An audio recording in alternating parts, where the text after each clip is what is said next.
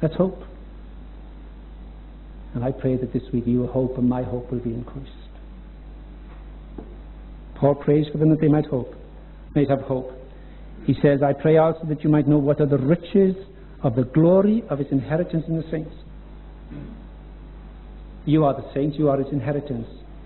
What is the riches of his glory among us? That's another word, isn't it, that's strange, not really understood by believers. That word, glory. What is glory? What does glory mean to you? A shining light.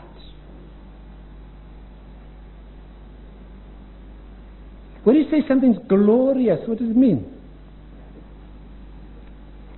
Paul prays that you and I might know the riches of his glory among us, for we are the inheritance among the saints. I'd like to define glory this way. I believe glory is everything that God is. The prophets of the Old Testament tried to describe what they saw when they saw the glory of God. You read Ezekiel, it's a wonderful, wonderful description he gives there. He tries to describe, and the glory of the Lord came into the temple or into the tabernacle. And he says something like this, and I saw, and it was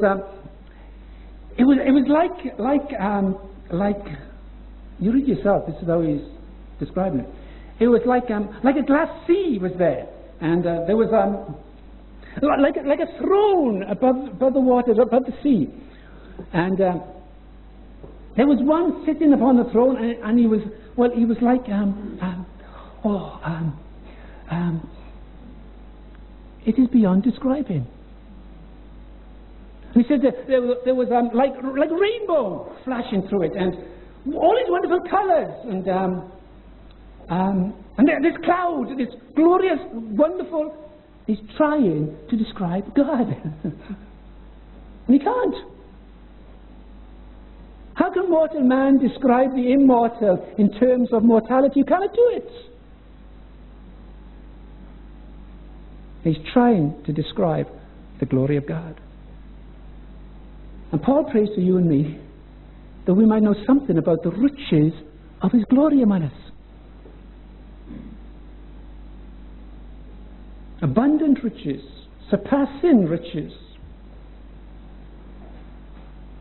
I want to suggest to you that the glory of God is his presence, all that he is amongst his people. I described to you just now the ongoing revelation of God that I have experienced in my own limited experience of knowing him as my friend and my Saviour. And beyond that, he became my healer and my supplier. And beyond that, I began to know more and more of him. I began to know more and more of the glory of God. But he is so much more. There have been those days when walking out, particularly, I enjoy praying when I walk. I'm one of those who loves to walk when I pray. I don't know if you like that, particularly out in the country. I like singing, and I start singing and I'm talking, and I feel as though my heart would burst within me. What am I experiencing? I'm experiencing something of the infinite who dwells within. Paul writes it this way to the Colossians, Christ in you, the hope of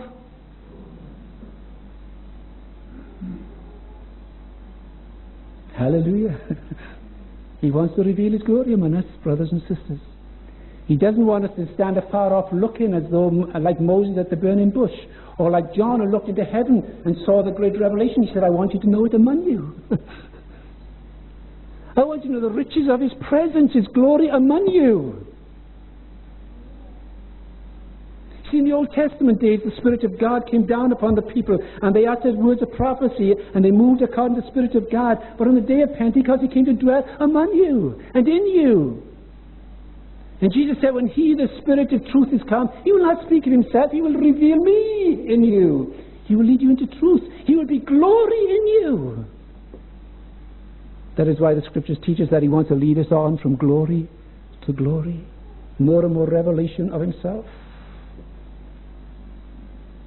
And that comes from God as he gives revelation to you and to